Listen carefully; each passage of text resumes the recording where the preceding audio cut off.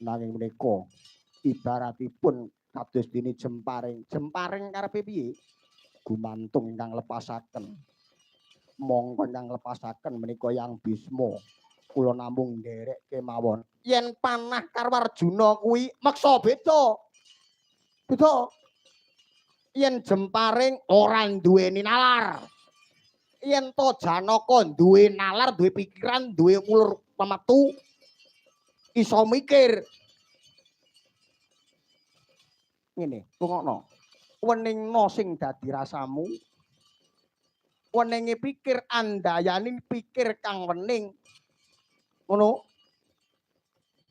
Weninge pikir andayani weninge kang dadi pancandriya. Pancandriya bakal pertalet. Lho, mesti ta. Aja cepet-cepet ngejak sepelan kok, aja cepet-cepet. Ngriyen. Kowe kok mateni kembar ki dasarmu apa? Dipikir luwih dhisik ya. Apa kowe ora apal watake para Kurawa? Sing rina wengi mung tansah ngrenah karo patining para Pandhawa. Nanging menika paring dawuh Yang Bisma pramila kula ketah mangkat. Menungsa kuwi tipake padha, ning lonjong atine beda, atine ora golong. Sing jenenge gunung kae kena diunggahi, kedung jero kena dijajaki. Bali atine menungsa sapa sing ngerti? Pas to? Mas. Nggih. Mula dipikir luwih dhisik. Kena diarani yen kowe nganti ngajar adimu kembar, padha kowe bacok-bacok landhesan dengkul, sing dibacok tugel dengkule katut tatas pisan. Mula kang mengkono dipikir yai. Weninge pikirmu kowe engko sing yen ora ngerti tentang kimpule kowe sing getun ana ing tembe mburine. Mongko Kurawa kuwi banget murka lan nista ambeke. Mligine marang para Pandhawa. Pandhawa ki sumpahe piye? Ibaratipun ndok sak petarangan. Ndok sak petarangan kuwi piye? Mukti siji, mukti kabeh. Ndok apa sing enak? Lho.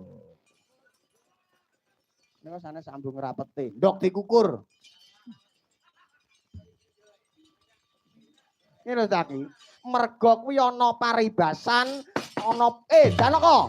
Janaka. Janaka.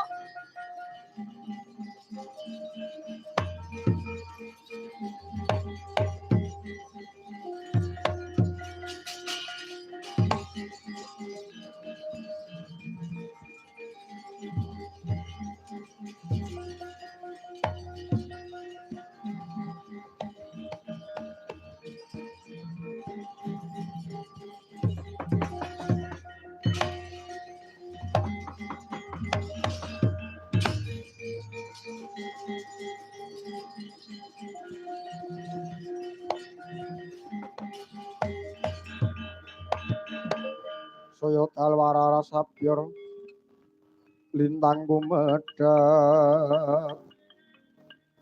isti sonya tengah wengi angin amitit milih